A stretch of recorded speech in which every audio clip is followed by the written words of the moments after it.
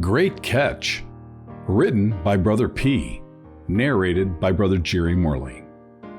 If you are familiar with the Gospel blog, then you might remember that I work with children with disabilities, and this column is about the lessons I learn from those children. Often the kiddos that I work with will demand that I do something. Get the ball, push me on the swing, pick me up, etc. Usually, I start by pretending that I do not hear them, and when they raise their voice with the same repeated command, I tell them that I do not hear demands like that. That usually does the trick, and they follow up with a please. Sometimes a demand comes out of fear.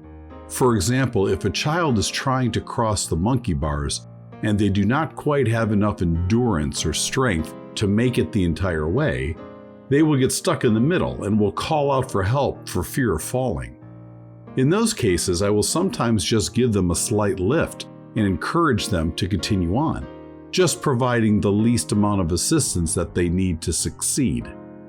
Sometimes I have to help them down to the ground if they just can't proceed, even with the help.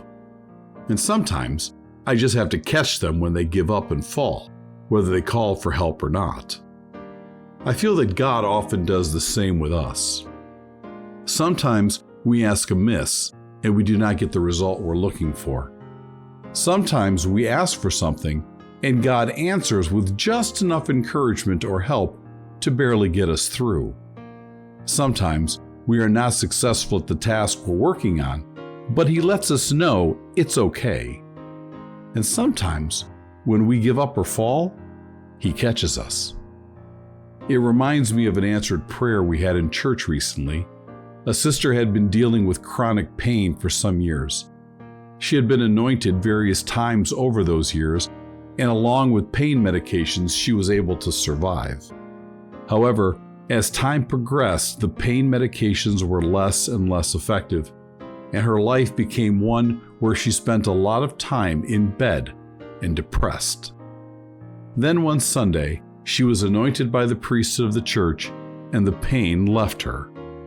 She called the minister a few days later to tell them that she had no more pain medications and no more pain.